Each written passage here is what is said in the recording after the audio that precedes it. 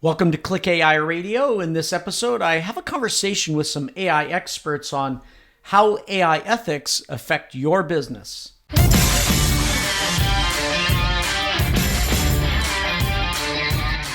Welcome to ClickAI Radio, where you'll learn the secrets to transforming your small to medium business.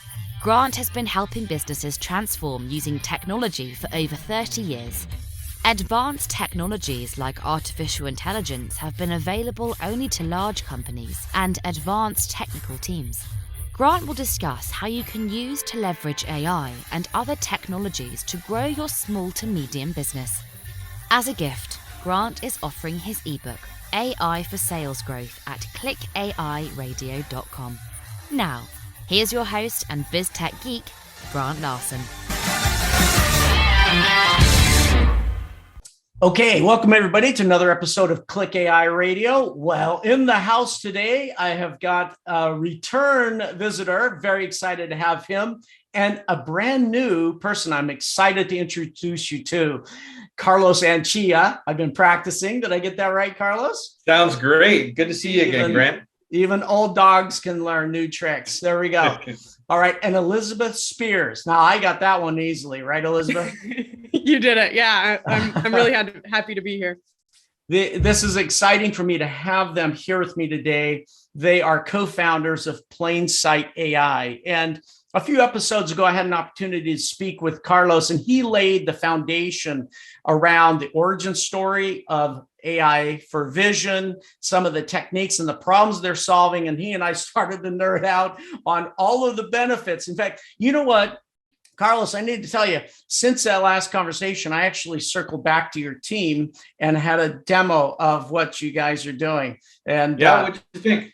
It was very impressive, very impressive. You know, a guy like me, where I've coded this stuff, and I was like, oh, wow, you just took a lot of pain out of the process. You know, one of the pains that I saw come out of the process was the reduction in time, right? That how long it would take for me to cycle another model through. That was incredible, right? I can't remember the actual quantification of time, but it was at least a 50%, if not even 80% reduction of cycle time is what I saw come through.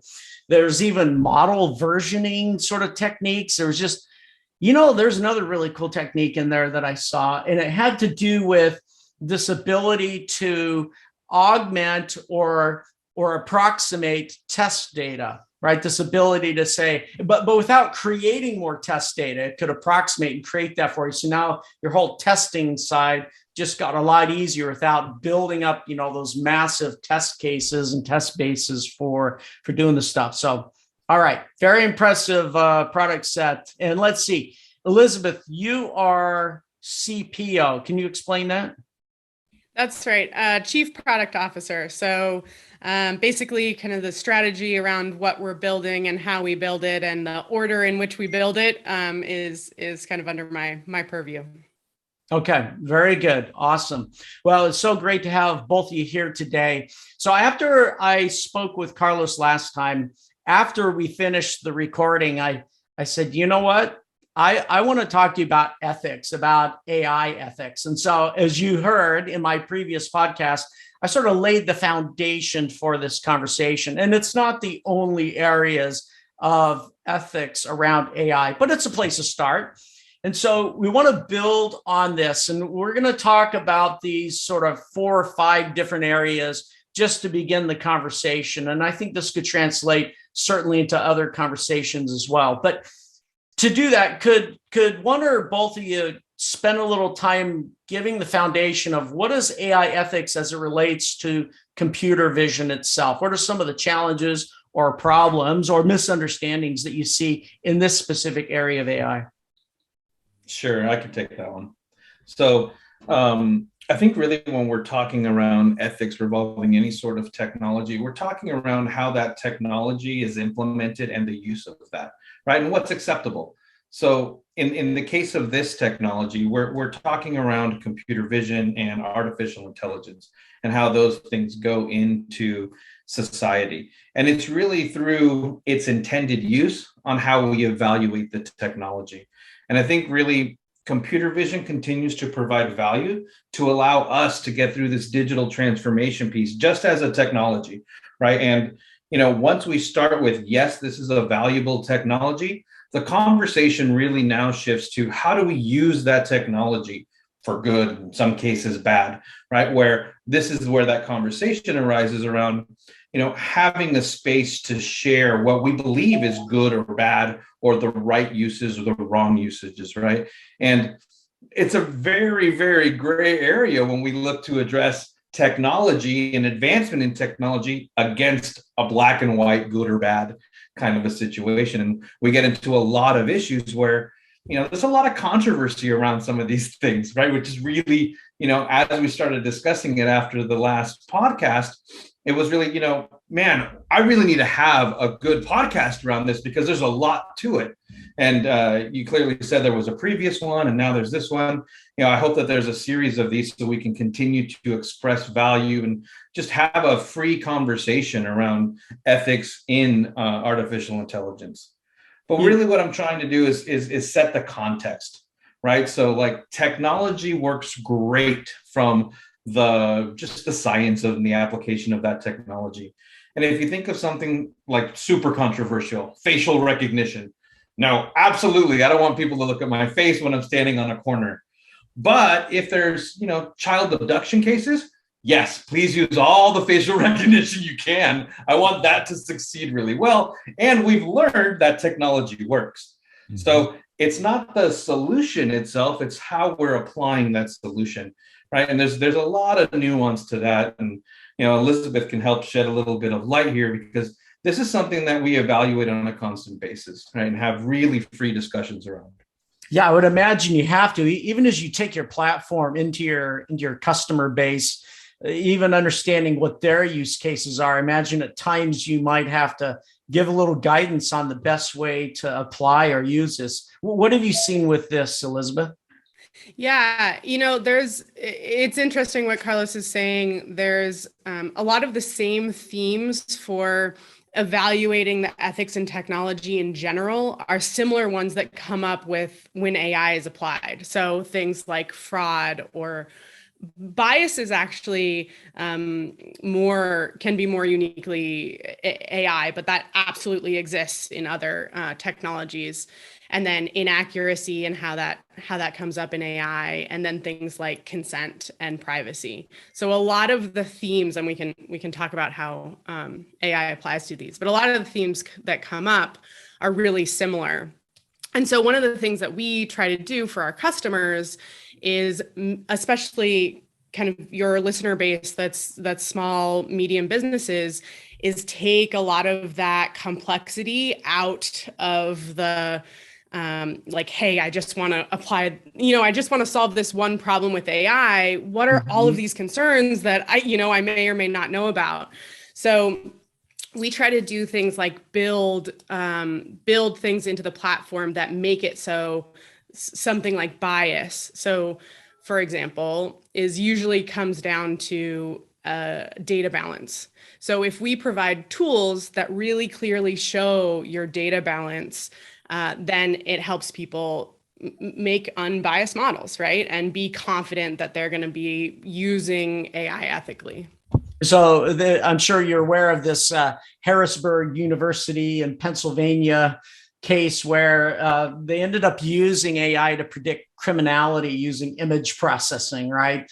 And of course that it failed, right? Because, looking at an image of someone and saying, oh, that person's a criminal or that person's not a criminal. That's using some powerful technology, but in ways that, of course, has some strong problems or challenges around that. How do you help prevent something like this? Or how do you guide people to use this kind of tool or technology in ways that are beneficial? Yeah, what's interesting about this one is the same technology that causes the problem can also help solve the problem. So when you're looking at your corpus of data, you can use AI to find places where you have data imbalance. And just to kind of re-explain what happened in that case, right? So they had a data imbalance where it was misidentifying different races that they had less data for. So, a less controversial example is if we're talking about fruit, right? So if we have a data set that has 20 oranges, 2 bananas, and 20 apples, then it's just going to be worse at identifying bananas, right? So one of the things that can be done is you apply AI to automatically look at your data balance and say, and surface those issues where it can say, hey, you have less of this thing. You probably want to label more of that thing. And so try to manage the data set better in terms of proper representation. And finding bias is a real challenge for organizations. And I think one of the things that your platform would allow or enable to do is if you can take off the pain of all of the machinery of just getting through this and free up organizations' time to be more strict in terms of evaluating and taking the time to do those kinds of things, I think you might have an opportunity to improve in that area, meaning customers might be able to improve in there. Would that be a fair takeaway? Yeah, it's something that we're really passionate about trying to provide tools around, and we're kind of prioritizing these tools. Another one is that has to do with your data as well, is finding inaccuracies in your models. So the one example is X-ray machines. So they did they had an inaccuracy in a model that was finding a correlation. I think it was for disease detection. So it was finding a correlation just when the X-ray was mobile versus when they went into kind of a hospital to get the X-ray. And so, these models are in many cases really just very strong pattern detectors, right? And so one of the things that can really help to prevent something like that is to make it easy to slice and dice your data in as many ways as possible, and then run models that way and make sure that you aren't finding the same correlation or the same sort of accuracy with a different data set or a different running of the model in a different data set. So said in other words, you would be able to say, I'm going to run all of the portable X-ray machines versus all of the hospital ones and see if I'm getting the same correlation as I am with, cancer versus not cancer or whatever they were looking for. I have a question for you on this. So in my experience with AI, I have found sort of 2 things to consider. One is the questions that I'm trying to get answered guides me in terms of, how I prepare the model, right? I'm going to, of course, lean towards certain things. Obviously, if I want to know that this is a banana, right, or an apple or what have you. So the kind of question that when I answer leads me to how I prepare the model, which means it leads me to the data that I select. And the question is, should I spend the time really putting together a strong set of questions, and rather than do that, just gather my data and then execute that data to build a model, and then try to answer some questions out of that? You see what I'm saying? That way, maybe I'm not going to introduce any bias into it. So we encourage a very clear sort of understanding of the questions that you want to answer, right? Because that helps you do a few things. It helps you craft a model that's really going to answer that question as opposed to accidentally answering some other questions. Right. But it also helps you right size the technology. So for example, if you're trying to answer the question of how many people are entering this building because you want to understand, limits of how many people can be in the building, or, COVID restrictions or whatever it is, that solution doesn't need to have facial recognition, right? So to answer that question, you don't need, lots of other technologies included in there. And so, so defining those questions ahead of time can really help in sort of a more ethical use of the technology. So one of the first jobs we would then have a small to medium business do would be get clarity around those questions. That actually can help us take some of the bias out. Is that a fair takeaway from what you shared? Exactly. Like the questions you're trying to answer and the questions you are not trying to answer can also be helpful. Oh, very good. Okay. All right. So, all right. The opposite of that as well. All right. So, well, we could keep talking about bias. Let's switch to something that is that I think comes right out of the movie I, Robot, right? It's robot rights.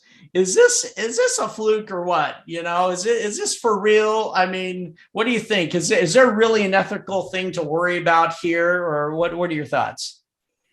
In most of the cases that I've seen, it's really more like it comes down to just property, like treating property correctly, like don't kick the robots because it's private property. So not really around sort of the robot rights, but, some already established rules. But yeah, in for the most part, I see this as kind of a Hollywood problem more than a practical one. It makes good Will Smith movies, but other than that, fighting for rights right now, it seems like it's way out there in terms of connection reality. Okay, so we can tell our listeners, don't worry about that for right now, but treat your robots nice. All right, we'll move. Carlos, did you have something to add there? Just an interesting point on robot rights, right? While it's far in the future, I think, for robot rights, we are seeing a little bit of that now today, right? When like Tesla AI Day, when they came out, they decided that the robot shouldn't run too fast, that the robot shouldn't be too strong. I think it's a bit interesting that, we're also protecting the human race from us building, AI for bad and robots for bad in this case. So I think it's on both sides of that coin. And those are product decisions that were made around, let's make sure we can outrun that thing later. So I think as we continue to explore robots, AI, the use of that together, this topic will be very important, but I think it's far, far away. I'm wondering if that also blends into the next sort of ethical subtopic we talked about, which is threat to human dignity. And it might even cross into that a little bit, right? Which is, are we developing AI in a way that's going to help protect the dignity of humans? Certainly in healthcare situations, that certainly becomes important, right? You probably heard on the previous podcast that I did, I played a little snippet from Google's duplex technology. That was 3-year-old technology, and most people had no idea they were talking and interacting with AI. And so there's that aspect of this. So where's the line on this? When is it that someone needs to know that what you're interacting with is actually not human? And then does this actually mean there's a deeper problem that we're trying to solve in the industry, which is one of identity? We've got to actually create a way to know what it is that we're interacting with, and we have strong identity. Can you speak to that? Yeah, I think there's two things that kind of come into play here, and the first is transparency, and the second is consent. So in this case, it really comes down to transparency. Like, it would be very simple in that example for that bot to say, "Hey, I'm a bot on behalf of, Grant Larson, and I'm trying to schedule a hair appointment," right? And then going from there, and that makes it a much more transparent and easy interaction. So I think in a lot of cases, really paying attention to transparency and consent can go a long way. Yeah, absolutely. All right. That makes a lot of sense. It seems like we can get around some of these pieces fairly simply. All right. Carlos, any other thoughts on that one? The only thing there, and it touches on the stuff you guys are talking about on the bias piece, right? We're really talking about visibility and introspection into the process, right? And with bias, you have that in place, right? We can detect when there's a misrepresentation of classes within the model. In some cases, there's human bias that you can detect, right? But it's having that visibility. And in the same case with the threat to human dignity, with that visibility comes the introspection, where you can make those decisions. You see more about the problem. Mm-hmm.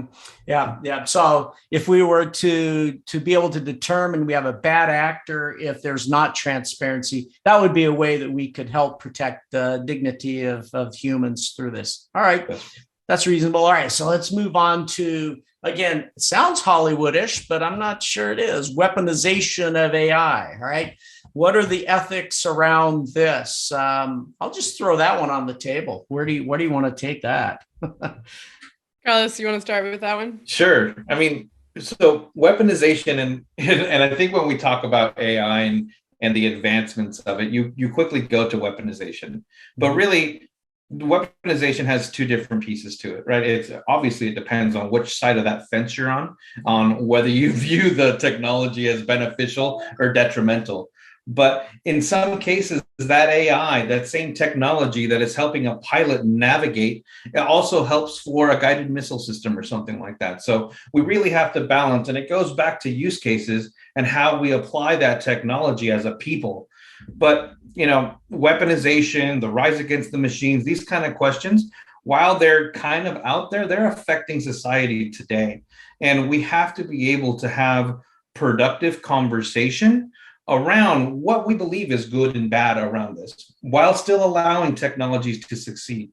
So there's a lot of advancements in the weaponization and AI in that space, but it's really, I think we have to take it on a case-by-case basis and not like a blanket statement. We can't use technology in these ways. Interesting thoughts. What are your thoughts there, Elizabeth? Yeah, it makes me think of sort of turning it on its head is when is it unethical not to use AI, right? And so some of those questions come up when we are talking about weaponization. You can also be talking about saving human lives and making it safer for them to do some of these operations. And that same question can come up in some of like the medical use cases, right? So here in the US, we have a lot of challenges around being able to use AI in medical use cases. And there's some where you can have really good human oversight of the cases. You can have sort of reproducibility of those models. They can be as explainable as possible. But it's still really, really difficult to get FDA approval there. So I think there's two sides to that coin, and it's an interesting conversation to have for sure. It's a tough problem because, like in that medical case you talked about, you could see the value of using the same kind of technology that would be used to identify a human target and then attack it. You could take that same capability and instead use it in a search and rescue sort of scenario, right? Where you're flying something overhead and you're trying to find, pictures or images of people that might be lost out there. Same kind of thing, right? So go ahead. You're going to say something, Elizabeth. I can see it. Well, and there's even simpler cases in medical where it's like, there's a shortage of radiologists right now in the US, and you can use AI to be able to triage some of that imaging. So, because right now people are having to, in some cases, wait a really long time to get their sort of imaging reviewed. And so can and should AI help there? There's also another one along those same lines where with things like CT scans, you can use what's called super resolution or denoising the image. And basically you can use much less radiation in the first place to take the imaging and then use AI on top of it to be able to essentially enhance the image. So again, ultimately exposing the patient to less radiation. So it's pretty interesting when we can and can't use it. Mm-hmm. Yeah. And I think just to add a little bit to the when we can and can't, right? So advancements through drug discovery have largely been driven through AI. In the same fashion, weaponization of aerosol drugs or other types of drugs have also benefited from AI. So, I mean, from a society's perspective, you really have to evaluate not only greater good, but that ultimate use case. Like, where do you want to make a stance around that technology piece? And understanding both sides really provides that discussion space that's needed. You have to be able to ask really honest questions to problems that are, what you can see in the future. So is the safeguard through all of this topic around ethics, is the safeguard basically the moral compass that's found in the humans themselves, or do we need to have legislative or policy bodies, right, that puts this together, or is it a blending? What's your take? It's interesting. The UK just came out with a national AI strategy, and they are basically trying to build an entire AI assurance industry. And their approach is, so they want to make sure that they're keeping it so that you can be innovative in the space, right? They don't want to make it so regulatory that you can't innovate.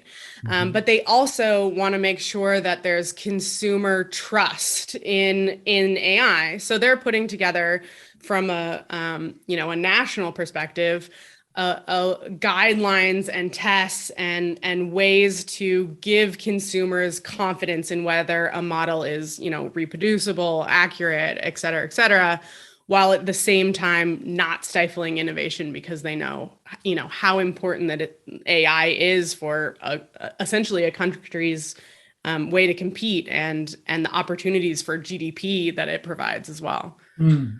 Absolutely. Yeah, go ahead, Carlos.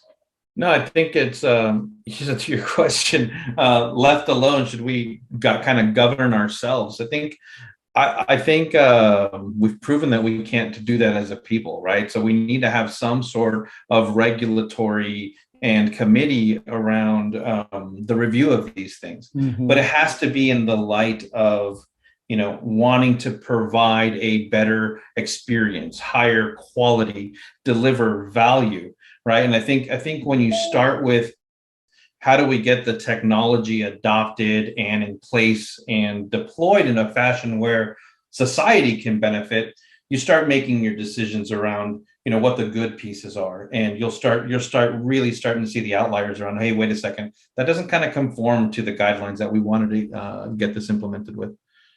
Yeah. And I think also, to your question, I think it's happening at a lot of levels, right? So there's, state regulation around privacy and use of AI and facial recognition, and there's, the FDA is putting together some regulation, and then also individual companies, right? So people like Microsoft, et cetera, have big groups around ethics and how AI should be used for, them as a company. So I think it's happening at all levels.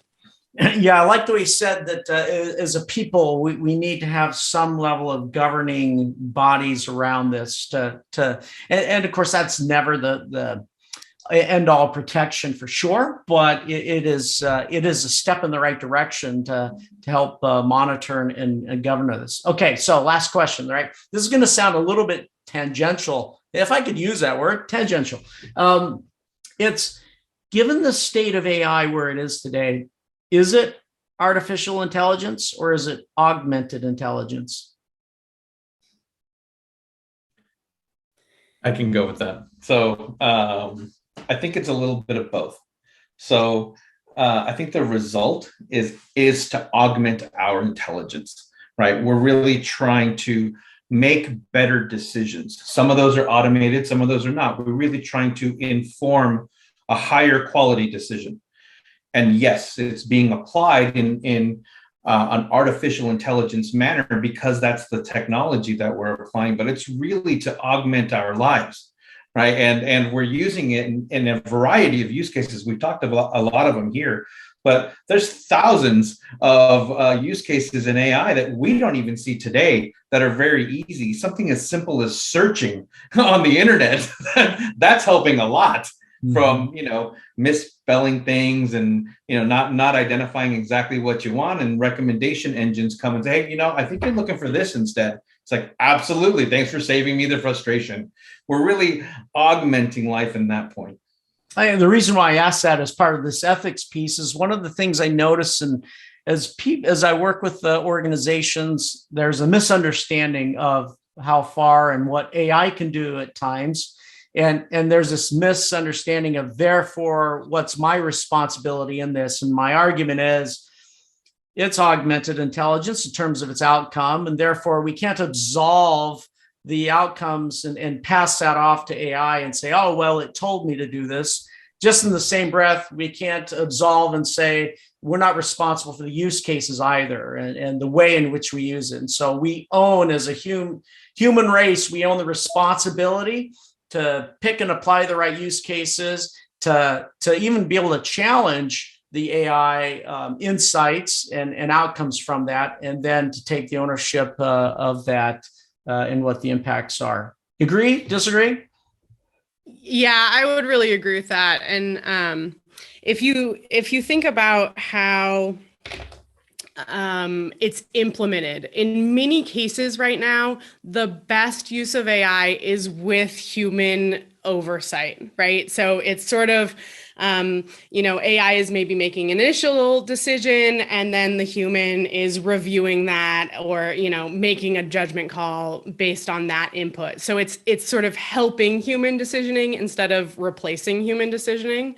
And I think that's a pretty important kind of guiding principle wherever that may be necessary, we should do it. There's one, the Zillow case that happened recently where they were using machine learning to automatically buy houses, and it was not, there was not enough human oversight in that. And I think they ended up losing something like $500 million in the case, right? So it's not really an ethics thing, but it's just an example where in a lot of these cases, the best scenario is to have AI paired with human oversight.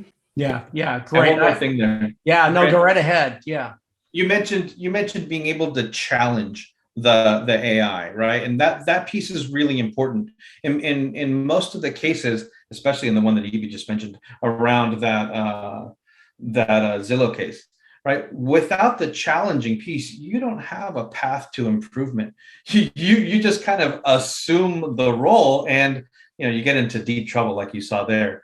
But that challenging piece is really where innovation starts. You need to be able to get back and question kind of, is this exactly what I want? And if it's not, how do I change it?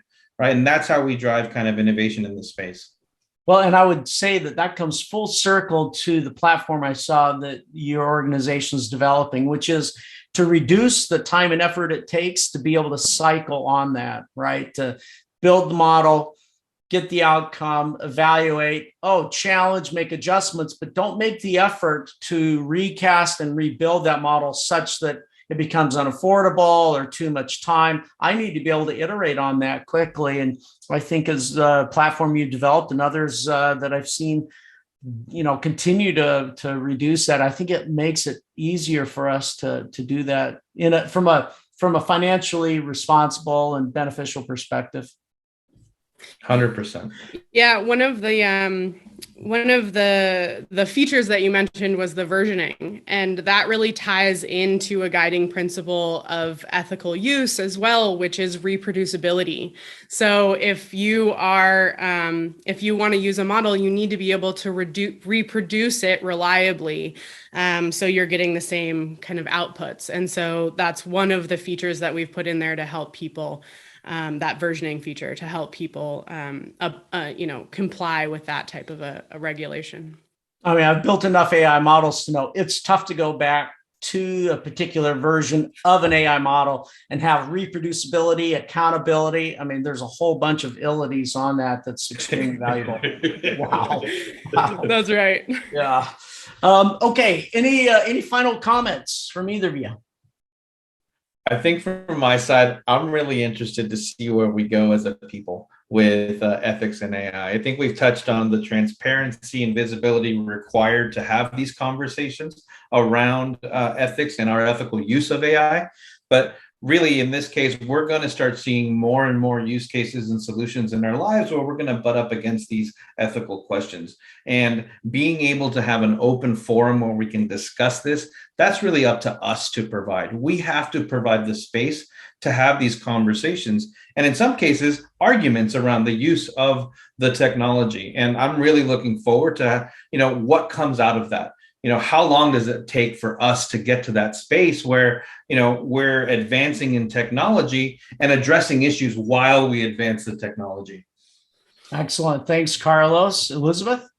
Yeah, so for me as a product person in particular, I'm really interested in the societal conversation that we're having and the regulations that are starting to be put together, and kind of the guidelines from larger companies and companies like ours that are, contributing to this thought leadership.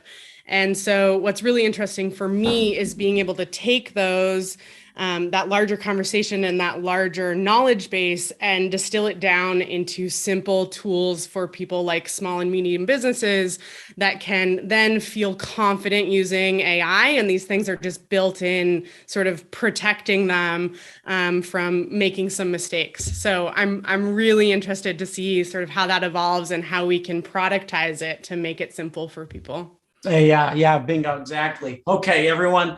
I'd like to thank Carlos and Elizabeth for joining me here today. Wonderful conversation. Enjoyed that a lot.